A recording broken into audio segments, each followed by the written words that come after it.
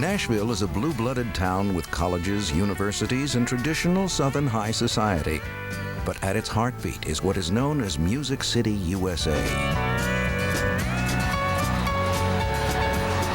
I remember thinking about Nashville and thinking how Dorothy must have felt when she went to the Oz.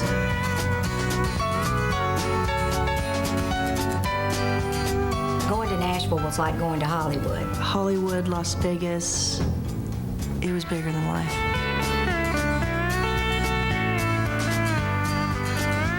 It's definitely the third coast. And it is glamour, and it is showbiz, and it's music, and it's exciting.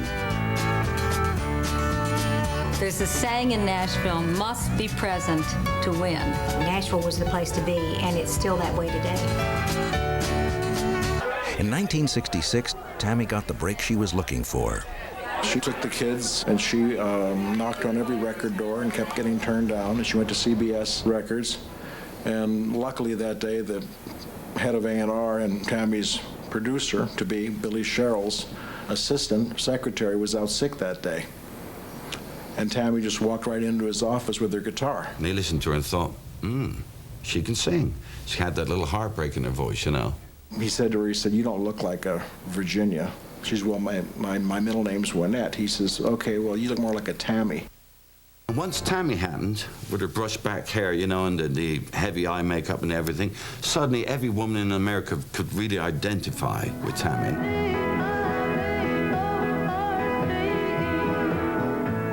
You could relate to her music because it was something that probably a lot of women had lived through or gone through, very real-life lyrics. And she's more of an icon than most of us could ever dream of being in this business. I still can hear her singing, and when she did, I just was mesmerized. They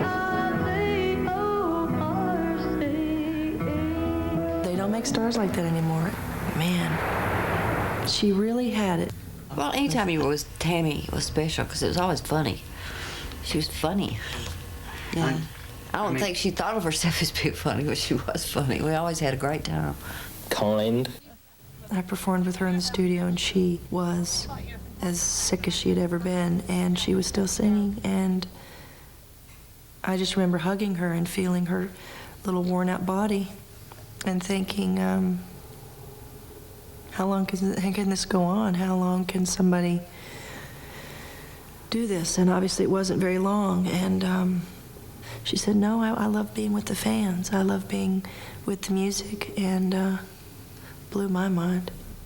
In an attempt... Not an old woman, and yeah, she was sick, but you never thought she was going to die. And so it was an incredible shock. It was like when John Lennon died, almost. It was like, what? And it was just really hard to believe, and I think it took a while for it to sink in. I don't know that I was shocked, but devastated. There's, to this day, a song I sing on stage every night because of Tammy. When I in awesome wonder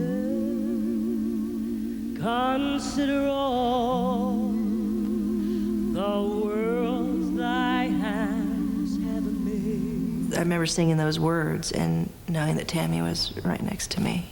Of course, her spirit in heaven, and thinking this is just so surreal, I can't believe it. And How Great Thou Art became one of my favorite songs. She was the epitome of a country star. And all of a sudden, there's no Tammy. It was like, kind of like the death of country music.